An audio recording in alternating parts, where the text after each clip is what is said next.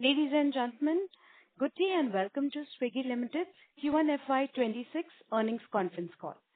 As a reminder, all participant lines will be in the listen-only mode, and there will be an opportunity for you to ask questions after the presentation concludes. Should you need assistance during the conference call, please signal an operator by pressing star then 0 on your touchtone phone. Please note that this conference is being recorded. I now hand the conference over to Mr. Abhishek Agarwal, Head of Investor Relations from Swiggy Limited. Thank you, and over to you, sir. Thank you, operator. Hello, everyone, and welcome to the first quarter FY 2026 earnings call for Swiggy. Our financial results and shareholders' letters have been published on the exchanges, and the information pack has been placed in the investor relations section of our website, www.swiggy.com. We would like to inform you that the management may make certain comments on this call that one could deem forward-looking statements, specifically the financial guidance and pro forma information that we will provide on the call. Our management estimates and based on certain assumptions and have not been subjected to any audit, review, or examination procedures. Swiggy does not guarantee these statements and is not obliged to update them at any time. Joining me on the call today are Sriharsha Majety, MD and Group CEO, Rahul Bothra, our CFO, Rohit Kapoor, CEO of Food Marketplace, and Amitesh Jha, CEO of Instamart. Before we start the proceedings, we think it is useful to share our top-of-mind messages from our quick commerce business, for which I will invite Amitesh. Over to you. Thanks, Abhishek. So what I'll do is I'll give a very high-level, top of mind for this particular quarter. Our GOV growth accelerated to 100% Y-on-Y. This was primarily led by our dark store expansion, both existing and in essentially the new areas that we went into. As we have also spoken in the past, the average order value is a very important, determinant of the profitability of the business. I'm happy to report that our focused effort have led to a substantial change in the slope of driving AOV. With a movement of 16% quarter-on-quarter and 26% Y-on-Y, and which is ahead of our guidance that we gave. This growth in AOV with focused efforts led to a consolidation of carts, while leading to a higher GOV per customer per month by 8%. This combined with letting go of some of the low AOV orders led to a moderation in our order growth quarter-on-quarter. In the last call, we shared that our contribution losses had peaked. In line with the same, our contribution margin has improved by 100 bits quarter-on-quarter, despite there being significant headwinds of the full quarter impact of the network expansion that we did, which was slightly back-ended in the March quarter, where we had added 316 stores. We are continuing to see improvements in our contribution margin. As our customers and stores mature, we are confident of delivering higher improvement in contribution margin in the next quarter as well. This category is still in an early phase of customer penetration and has a significant runway of growth. We are seeing continued heightened levels of marketing investments by all the players. We will maintain the flexibility to invest for growth for the subsequent quarters as well. That's it from my side. Over to you, Abhishek. Great. Thank you, Amitesh. With this brief preamble, let us start the Q&A. Operator, you can please go ahead. Thank you very much, sir. We will now begin with the question and answer session. Anyone who wishes to ask questions may press star and 1 on the touchtone phone. If you wish to withdraw yourself from the question queue, you may press star and 2. Participants are requested to use only handsets while asking a question. Ladies and gentlemen, we will wait for a moment while the question queue assembles.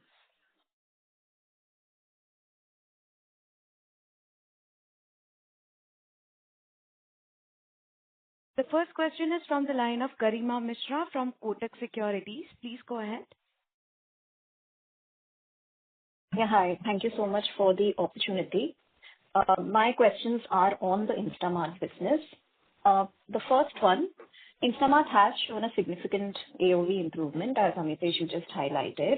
But ideally, this should have also driven a significant contribution margin improvement QOQ. Right? You have mentioned that higher delivery costs were a drag, as was the network expansion. However, has Max Saver also contributed to higher costs in the form of higher basket level discount? Yeah, see, Max The Max Saver is a very specific use case in which we are encouraging consumers to, purchase a higher basket size.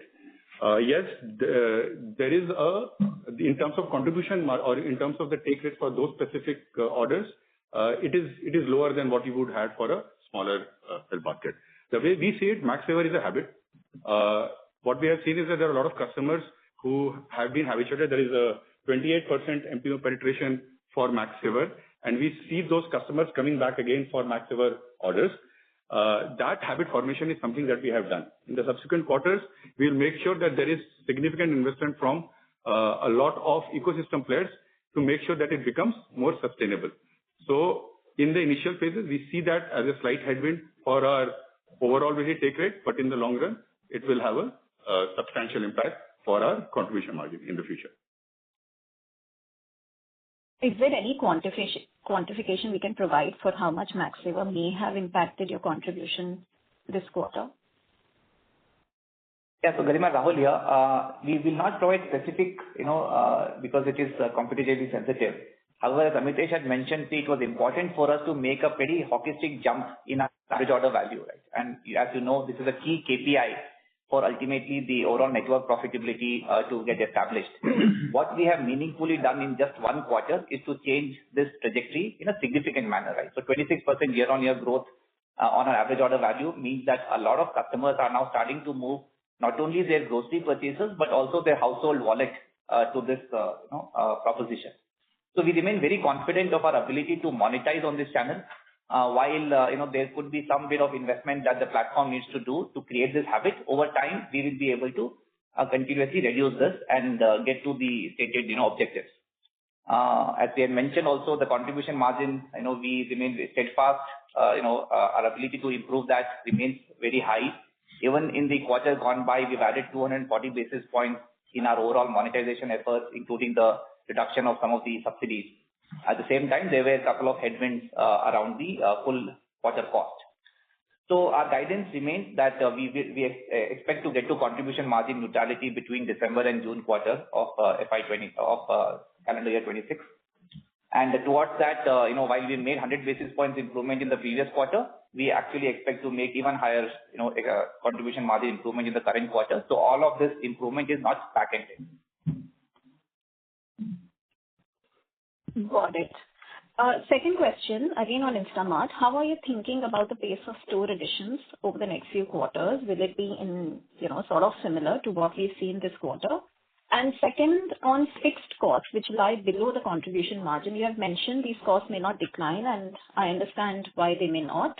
But do we think these costs will increase in line with store additions or maybe at a lower pace? Yeah, we have also mentioned in our shareholder letter that from a pure addition of stores and the network footprint in terms of square feet that we have added, we believe that we have reached a stage that allows us to be very comfortable with the kind of service that we are essentially giving to the customer and the growth headroom that we essentially have created. We believe that our next network expansion will be based on the need, based on these geographies, and it will not be for necessarily expansion into the white spaces. The overall network expansion is such that it will allow us to grow at 100% without addition of a lot of store, essentially square feet. So that's the reason we don't want to give any kind of guidance for the addition of the stores as well. And on fixed costs? Okay, so see, as I said in my earlier news that in line with store addition, yeah. No, the fixed cost is more of a consumer acquisition cost. Ultimately, a lot of that essentially goes into marketing. The marketing is something that we see as a result of what is happening in the market. As I said, we'll continue to be competitive to make sure that we are acquiring customers for the category as well. And I think the level of runway of growth that we have should allow us to be more measured in our approach on how do we acquire customers. If it is leading to a higher growth, we don't want to let that go as well. So yes, fixed cost will be an area that we see being at the similar rate for a few quarters. Got it. Thank you so much for taking my questions and wish you the best. Thank you. The next question is from the line of Sachin from Bank of America. Please go ahead. Hi. Thank you for the opportunity. I have 3 questions. Again, all 3 questions on Instamart. First question, I wanted to know your general thoughts on competition. One gets a sense in last 3 to 4 months, competitive intensity has sort of gone down. But again, wanted to understand what you're seeing on the ground and how do you look at that? If you are comparing it to the GFM quarter, yes, it has essentially gone down. But at an absolute level, the intensity in the market, we see it being at the heightened level. There are new players also entering the market. Some of them are taking baby steps into these markets as well. So overall, we don't see this quarter as any indication of will the competitive intensity go up or down. We believe that heightened level will remain, and it is something that we are also baking into our plans. Got it. Second question, and more as a follow-up to this entire competitive view. Again, wanted a bit of a color in terms of dark store expansion. Between, let's say, urban metros and tier 2 cities, how are you thinking in terms of expansion? And again, in the shareholder letter, you mentioned a large part of network expansion was front-loaded, and going ahead, you guys are looking at a measured pace. So does that mean that even though competition is present and expanding, you guys will be a bit more calibrated in the approach, or that approach could change basis, how competition is? Yeah. See, we are in 127 cities right now with 4.3 million square feet of store area, which is significant even if you look at compare it to anybody else in the market. We believe going higher than 127 cities will be more opportunity based. Will be based on how do we see that network of geographies come into play. But there is such a significant headroom. Market penetration is so low in the cities out of the top 10 or 20 that we believe the right opportunity is to be focused and not necessarily measured. The way I will approach is that be more focused in the areas that we are already in. If expansion is required, expand in those areas rather than spread yourself thin to figure out where the next growth will be there. There's enough headroom for growth in the existing 127 cities that we are. Got it. Third question, in your shareholder letter, you mentioned there is a 50 bips dilution on contribution margin led by lower commissions on non-grocery selection. So going ahead, as your mix moves more towards non-grocery and as AOV expands, directionally, should we continue to see elevated pressure on contribution margin, or this was more like a one-off in the initial phase and margin should improve as the non-grocery mix improves?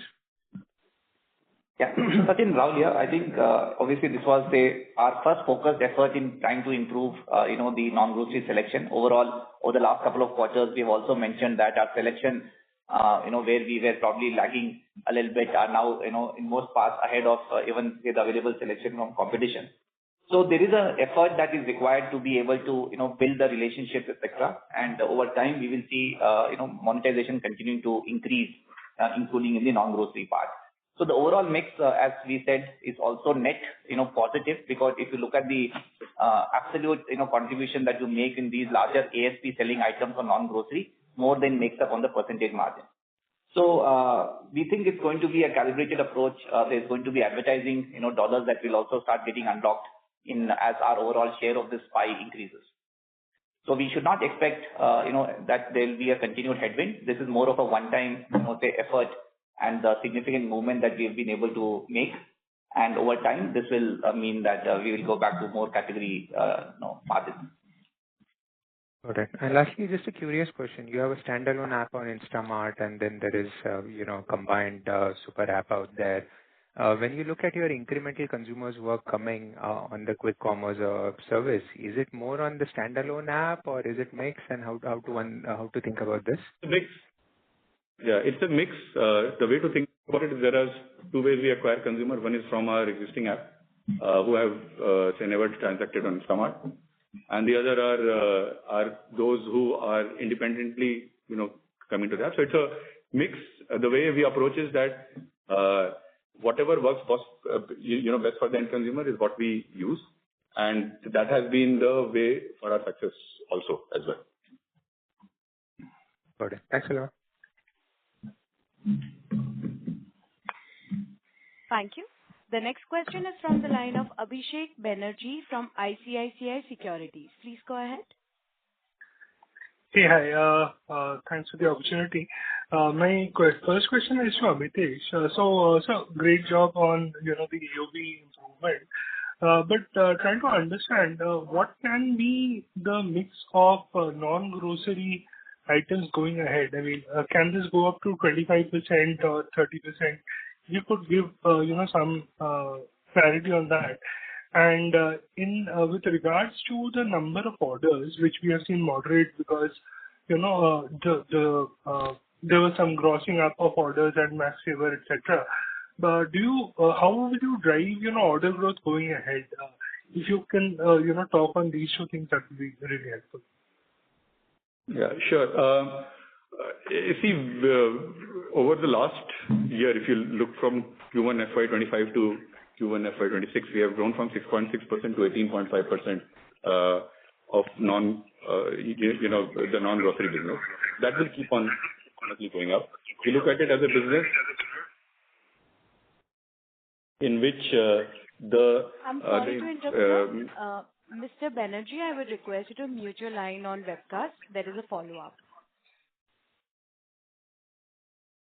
You may proceed, sir. So we see this movement keep on going up. We look at our business as consumer penetration for each of the categories. The consumer penetration for non-grocery categories is extremely low. So there is enough headroom.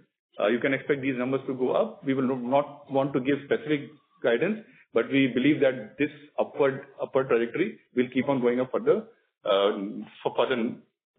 next few quarters at least.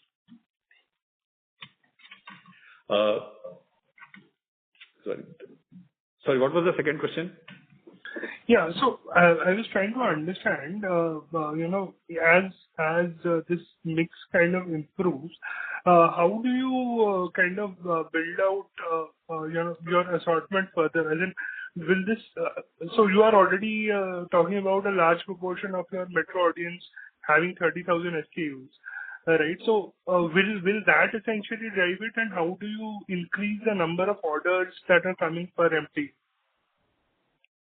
Yeah, see, I'll try to explain both the order question as well as really this one. The way to think about it is, yes, increased assortment is for all the new use cases that consumers have, and that is something that we have seen happening in metro as well as the T1, T2 cities as well. The increased assortment is also one of the reasons why it is happening, and of course the penetration of these categories from a consumer point of view has also been on the increasing trend. Now, on the order question, which is also one of the things which is there, we believe that the focus that we put in on the headwind on the order was for two specific reasons.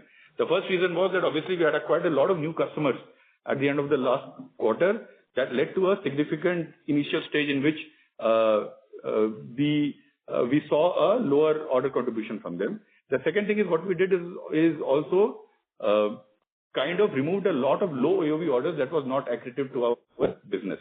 And the third thing that we did was the max saver, in which we really consolidated the orders. We don't believe the first two reasons will be there for the subsequent quarter. Third reason will be there.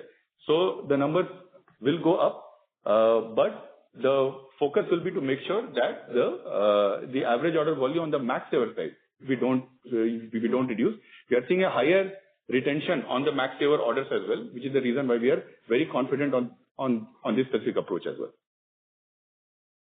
Understood. And with regards to store expansion, we saw only 41 stores added here, and a large part, almost 75% of the capex which was done in warehousing increase, right? So how do we kind of look at capex trajectory going ahead?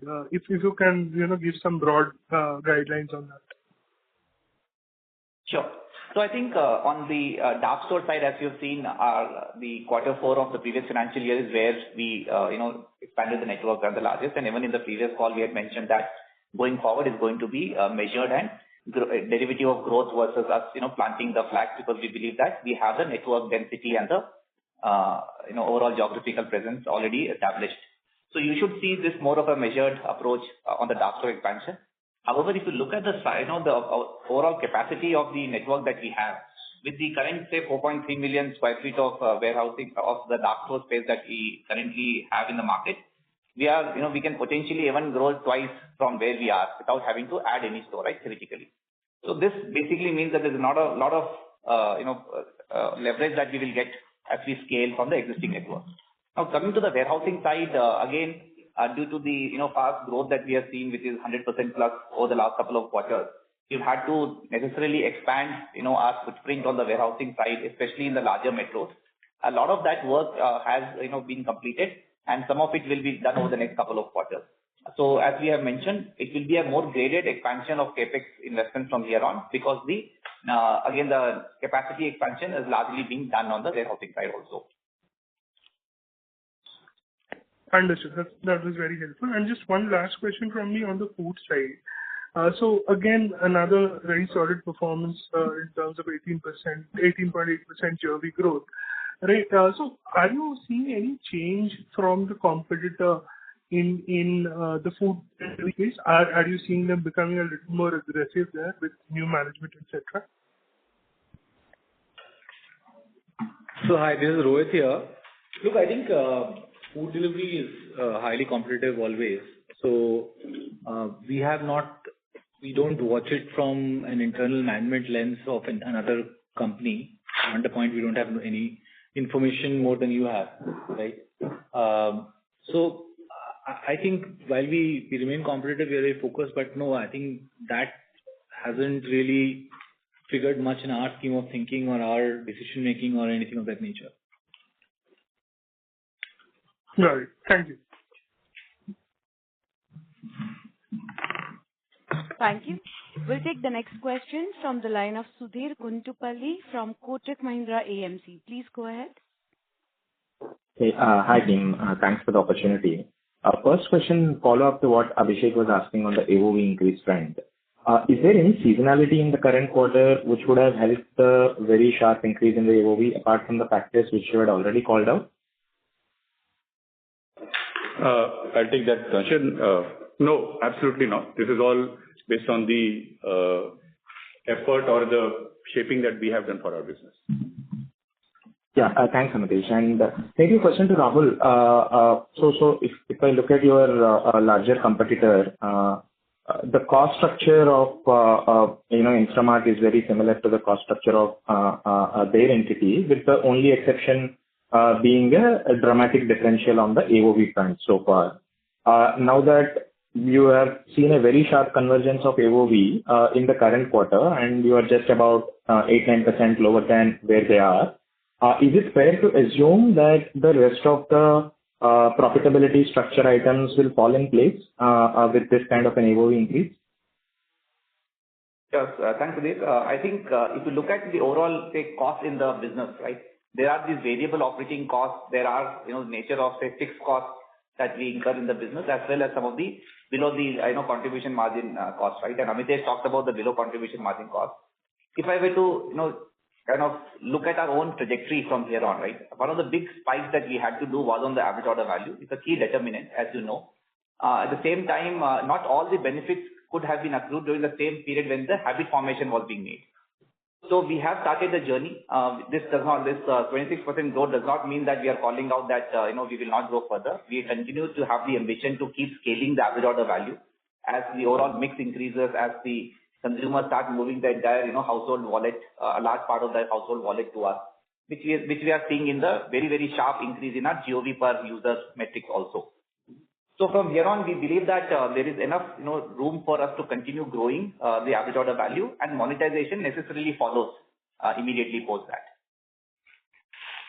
Got it, Rahul. And the second question is on the store addition front. I do get your point that at 4.3 million square feet of dark store space, we are not very different from that of our larger competitor.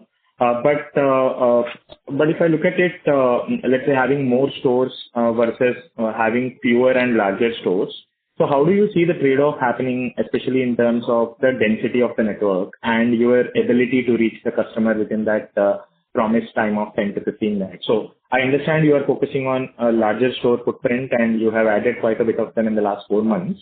But is it not the case that having more number of stores will necessarily mean that you are closer to the customer and your reachability to the customer will be better?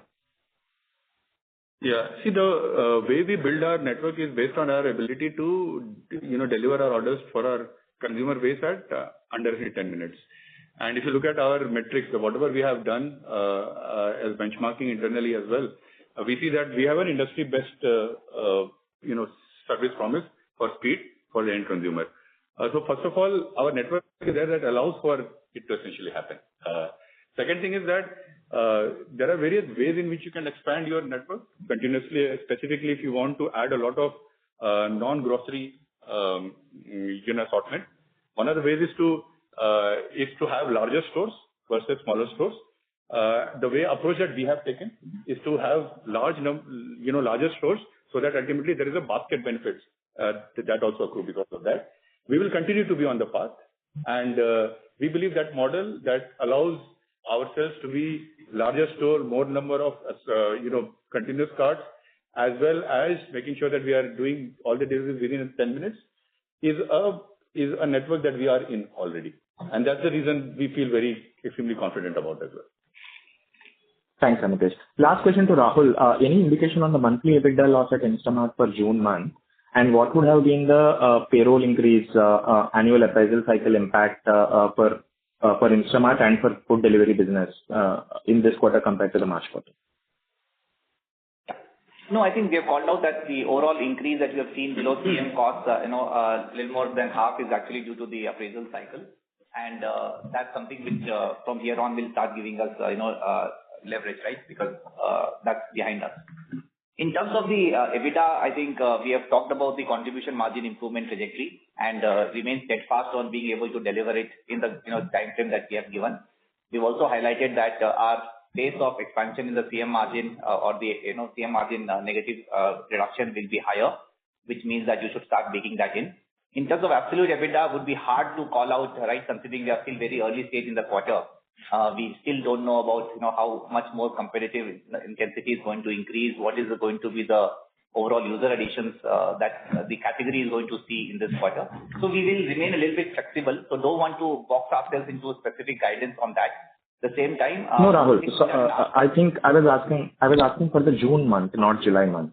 So there is a trajectory build-up that happened in March. Towards the end, the losses would have peaked, and it would have come down over the course of June quarter, month on month. So June month is what I'm asking for, not July month. So directionally, June was lower than April, and that's because, as I said, there are a lot of leverage that has come through. And as I said, but at the same time, don't expect us to give a specific guidance on it in the current quarter. We want to retain that flexibility. Having said that, contribution margin is something which we are also, pretty things which are in our control. We are pretty sure of being able to appropriate that. Fair enough, sir. Thank you and all the very best. Thank you. The next question is from the line of Vijit Jain from Citigroup. Please go ahead. Yeah, hi. Thank you for the opportunity. My question first is, looks like non-grocery share increase is also significantly led by MaxSaver. Is the assumption correct? And if I try to understand how that is happening, essentially, if you were under indexed to non-groceries with MaxSaver, you put a lot of add to cart prompts for these non-grocery items and with higher subsidies there, and that explains all the take rate impact and everything that we're seeing here. Is that accurate understanding of how you are basically ramping up MaxSaver and non-groceries here? No, see, MaxSaver actually helps grocery business a lot more. It's a basket building proposition, and for a lot of non-grocery baskets are not built, right? The unit per order for non-groceries is extremely close to 1. So it actually impacts loss. So all the effort that has gone into is through higher assortment, better offer for the consumer from the sellers for all those assortment is what is actually leading to these numbers. Our assortment used to be very small. If you look at it a year back, right now we are at the industry leading assortment in those cases. Got it. And my second question is, you said earlier in your comment that, going forward, investment from ecosystem players will make Max Saver more sustainable. Is that referring to, better commissions they'll pay you or higher ad share? And if you can talk about, what do you believe is your gap in terms of your ad revenues versus, your larger peer? And is there any gap in ad product itself that you still need to build to kind of cover that gap? Yeah. You see, when I speak about ecosystem, yes, it is investment from sellers, brands who see that opportunity as well. As and when consumers move channels, and this is effectively a movement of channels, brands would want to participate on it, and that will lead to they're helping it happen as well. Yes, we believe ultimately that the take rates will essentially go up because of those reasons as well. Right now, as Rahul was speaking as and I spoke about it as well, the initial stages is more to make those movement happen faster. Sustainable will happen when we have more take rate from sellers, higher ads from brands, and that will essentially lead to a movement which is there. We believe that there is headroom for ads as well. I can't compare on exactly what is the number for competition, but we believe that our ads have a headroom, and we have made movement in that, and that is a movement that we'll keep on doing as well. Got it. Thanks. My last question on the marketing spends, is it possible to kind of quantify how much of the marketing spends right now is directed towards, just the driving downloads activations for the standalone app? I know the app has seen a lot of traction. The user growth on that looks pretty high. So as that normalizes, will the marketing spends go down? Is that how one should understand this? Marketing spends on getting the consumer to our platform. The way I would want to break it down is brand and perf investment rather than specifically related to which platform, because we give the flexibility for that to happen. If it's a Swiggy existing platform customers, if they choose to interact on Instamart, we don't stop that as well. The way to think about it is that yes, we have a higher proportion, majority proportion of perf, lower proportion of brand. We believe that is the right mix because it allows us to build an Instamart brand that drives a lot of organic as well. And perf is something that in situ allows us to get a lot more transaction for the new customers who are actually there on the platform.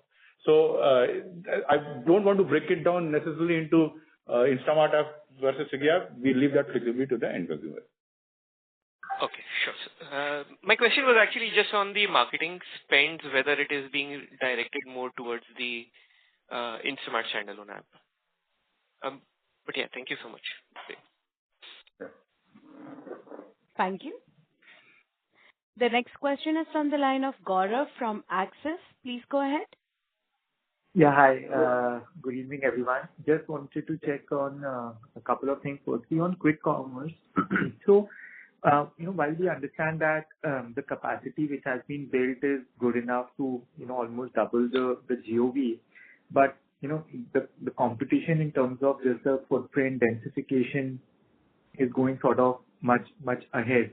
So, is there how is the sort of how do you think of the different strategies of this? Where do you think that there is a risk that you sort of are leaving out some white spaces in terms of expansion, whether it could be application or even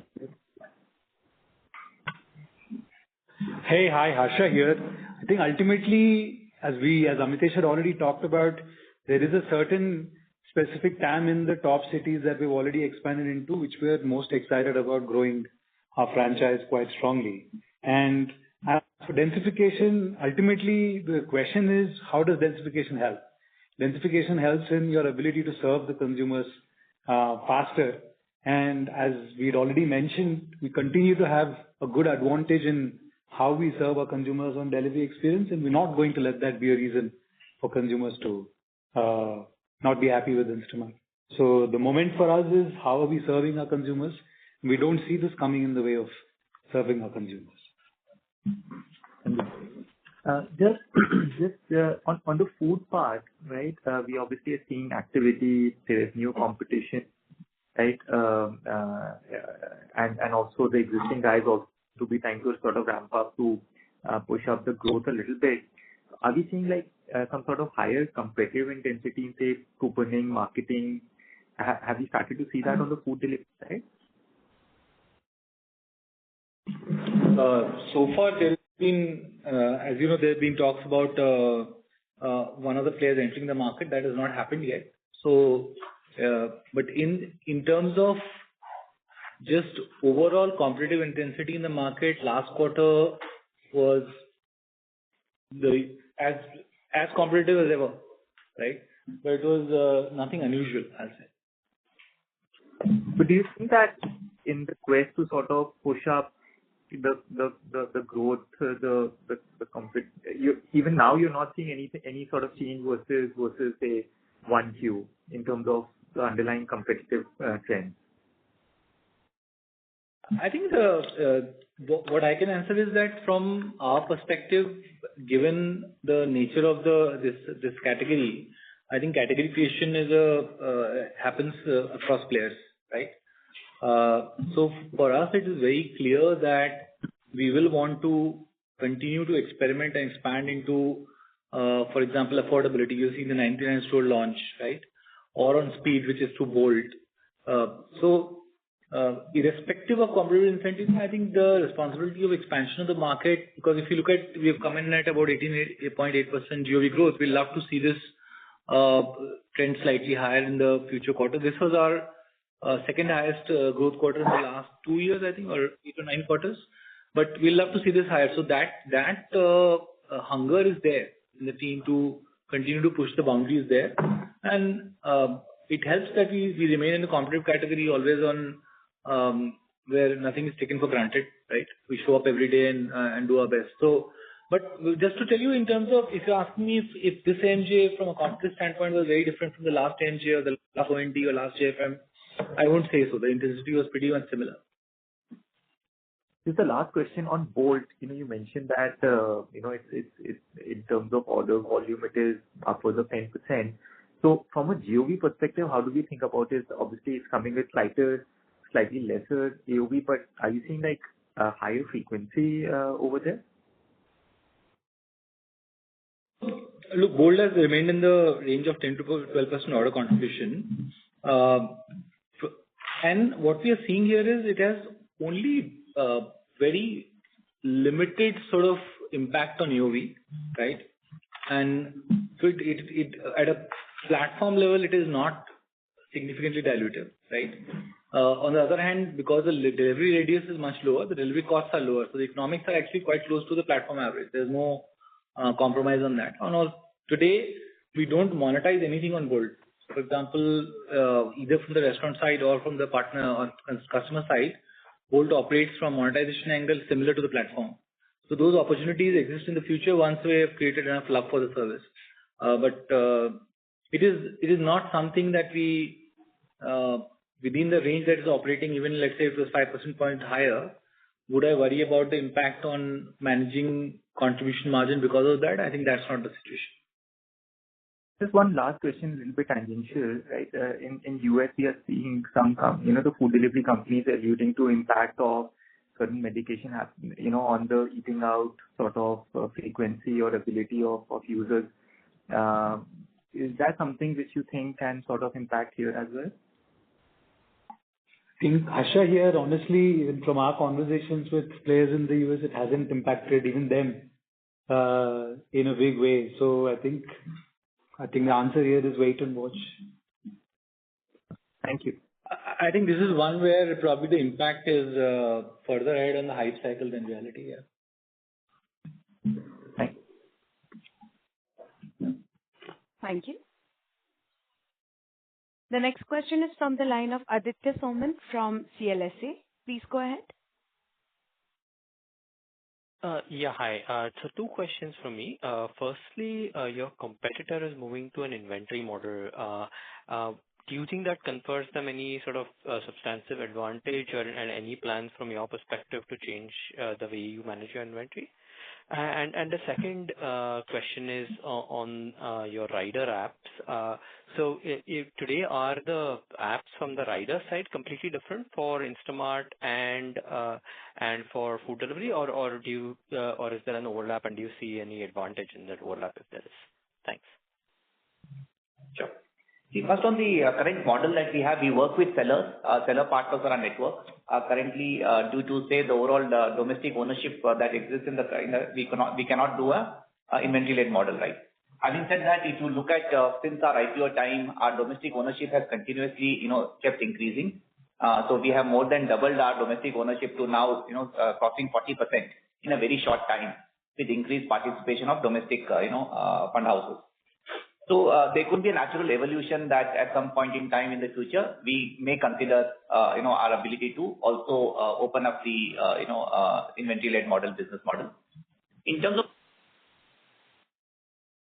we do expect that to have an accretion of roughly 50 to 70 basis points. So it is not like meaningfully very, high to also, for us to make any inorganic moves. At the same time, at an appropriate time, depending on our ability to do any action on this, we will come back to you.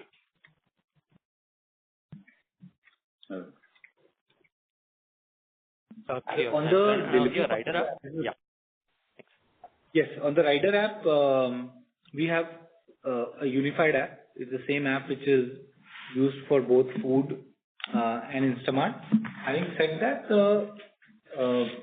the riders for Instamart are almost now exclusive to Instamart. So there is a little bit of overlap and cross usage, but Instamart, given the scale and the prominence it has a delivery network which is dedicated to Instamart. But both are separate things. If your question was more around is the network separated, the answer is to a large extent yes, right? But in the sense of the app which is used to both recruit, onboard, and communicate with the delivery partners, it is the same app with different interfaces for Instamart and food where it needs to be.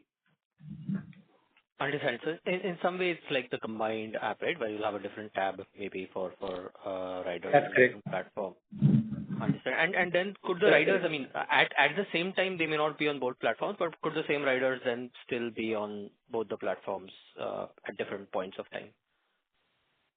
They need to go through a bit of a process to shift between food and Instamart. But having said that, look, the reality of this space also is that gig workers work across platforms, right? Many of them. So that's a fairly natural phenomena in this model. All right, that's very useful. Thank you so much. Thank you. The next question is from the line of Rishi Jhunjhunwala from IIFL. Please go ahead. Yeah, a couple of questions on the quick commerce side. Firstly, if you can, remind in terms of the contribution margin break-even in QC. I think you mentioned December this year or March next year.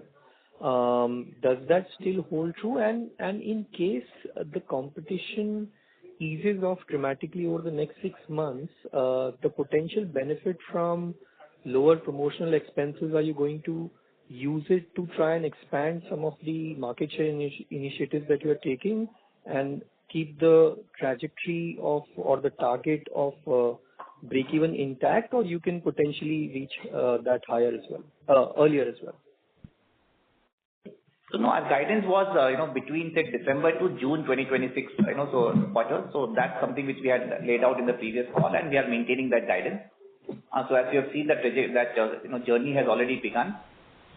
In terms of, whether competitive action reduces, say, the intensity of, discounting or spending and how we are going to use it, I think it's more a point-in-time decision that we will make, looking at the overall, our ability to grow faster than competition. So it's very hard for us to crystal ball today, how we will, use that additional margin, whether we will, bank it or reinvest it. Got it. And second question is, if you look at the contribution loss per order as of this quarter was close to around 28 rupees. There is a 10 rupees increase in revenue per order and a similar or a 9 rupee increase in the direct cost per order.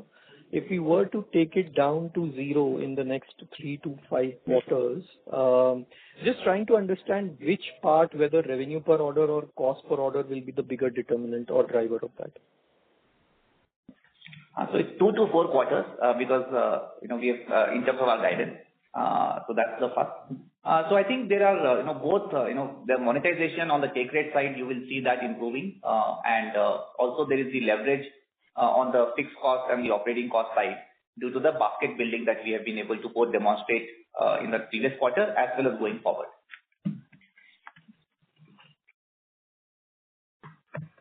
Okay. All right. Thank you. Thank you. The next question is from the line of Kunal Vora from BNP Paribas. Please go ahead.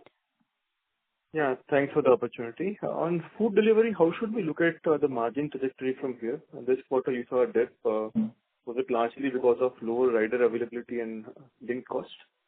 The first one. Yeah. So this is Rohit here. On the dip in this quarter, it is explained largely by the seasonality, right? This happens every Q1. If you look at last Q1 also, it was a similar impact.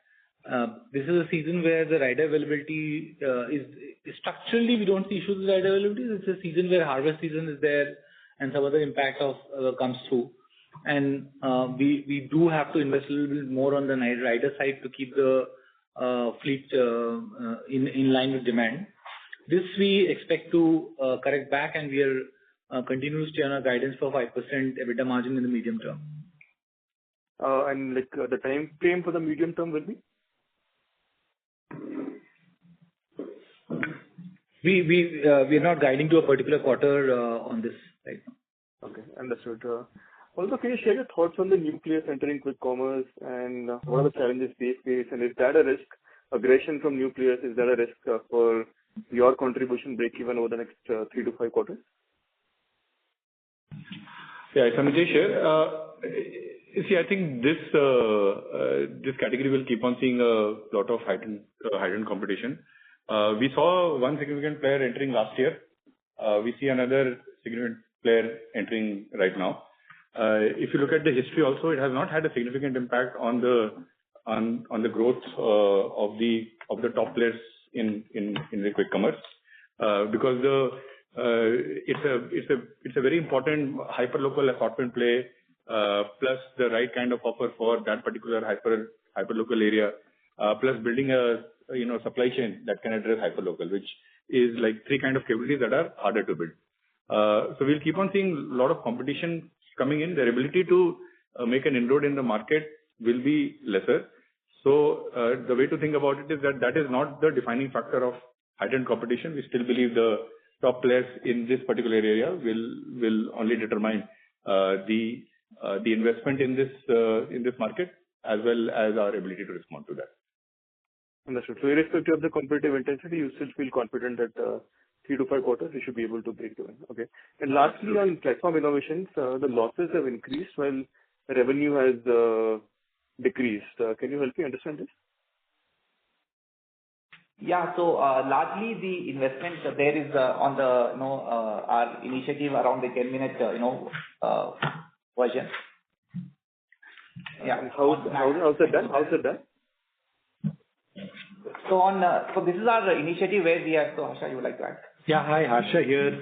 It's still kind of month 6 for the category. I think we're in an early stage of iteration over here. We're taking a measured approach, having a certain narrow presence to understand with the critical mass of consumers, how to bring more consumer love into the offering, how the economics works. So I think early news is that there is an incrementality to overall food delivery category. How exciting is this? How does this business play out over the future? Both like repeat retention wise and economics wise is in the journey of discovery that we're on still. Understood. That's it from me. Thank you. Thank you. The next question is from the line of Nikhil Chaudhary from Nuvama. Please go ahead. Yeah, thanks for the opportunity, and congratulations on the improvement on AOV side. Harsha, in past, we have seen the improvement in dark store profitability. It's led by two factors. One is higher AOV, and second is higher throughput per dark store, right?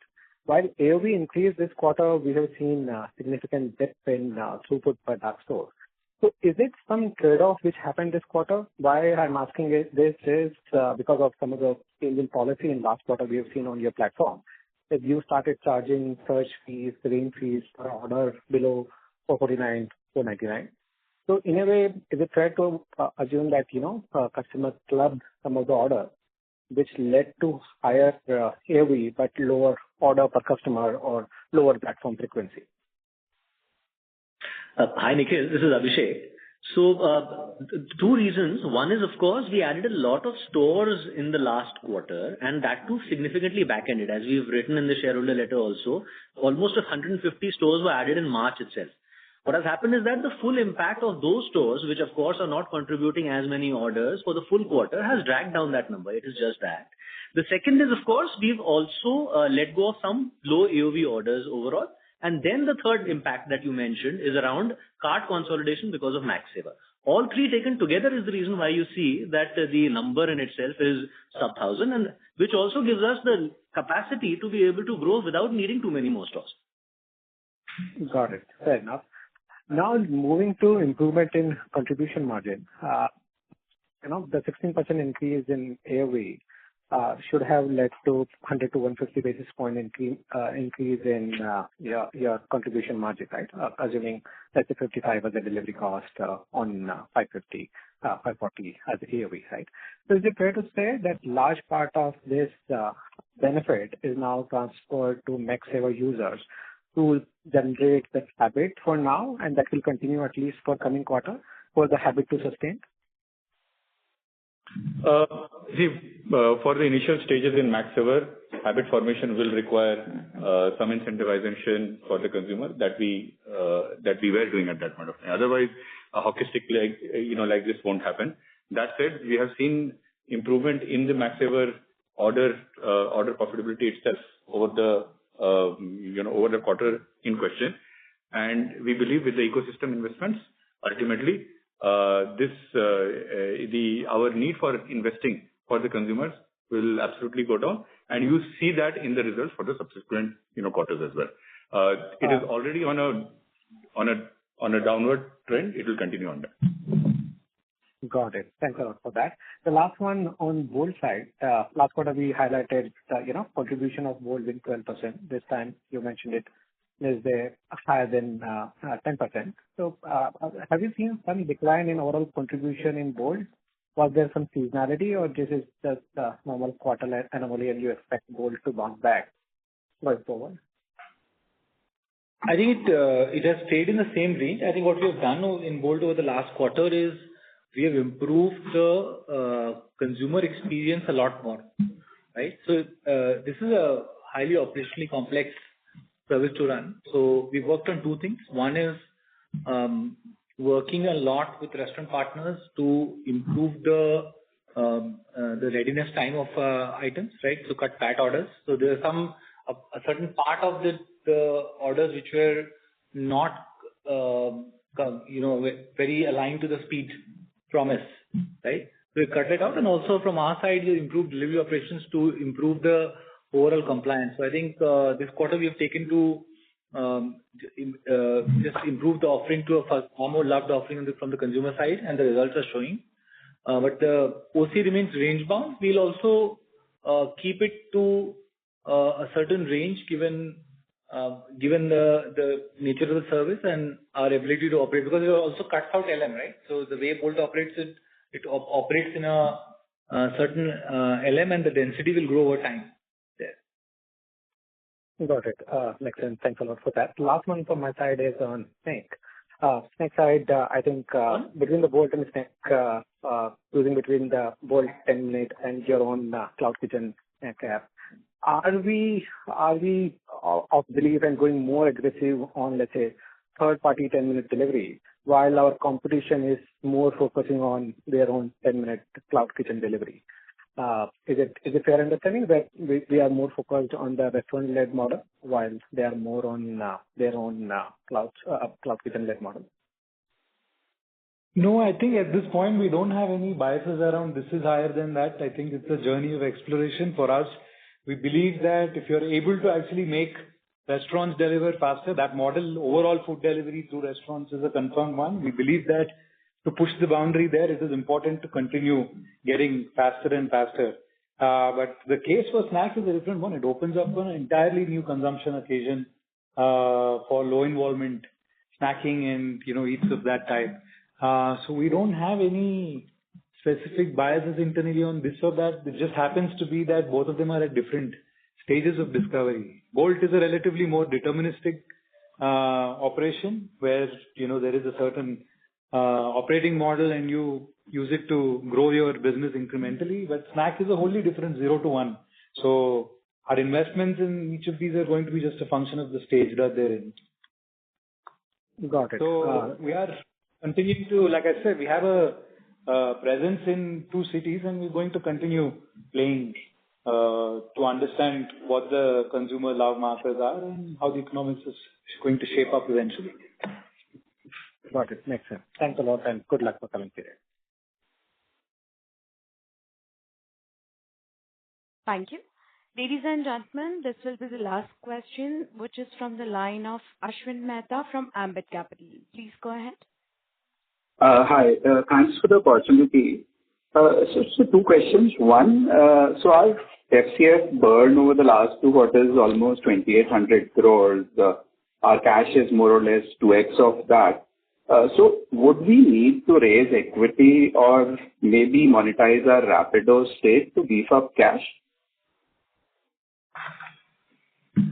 So we have sufficient cash balance, right? I mean, 5,500 crores, is not a small balance. At the same time, we have outlined our overall ability to not only make the investment choices that we are making on the Instamart business, which is both for growth as well as reining in the contribution margin profitability, right? Which is again scale-led and maturity-led.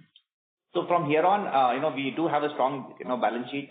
We talked about the Rapido investment, and maybe if I can invite. Yeah, I think Harsha here. That's a very parallel conversation which we're having based on the developing conflict of interest. When we got in to Rapido maybe 2.5 years back, they were a mobility player doing really well.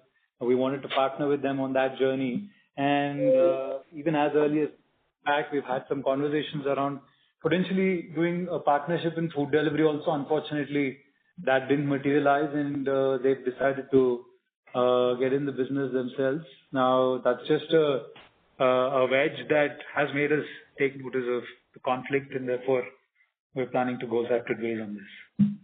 Yeah. So fair enough. We have sufficient, to make the investments and we will keep you updated on a quarterly basis in terms of going forward position.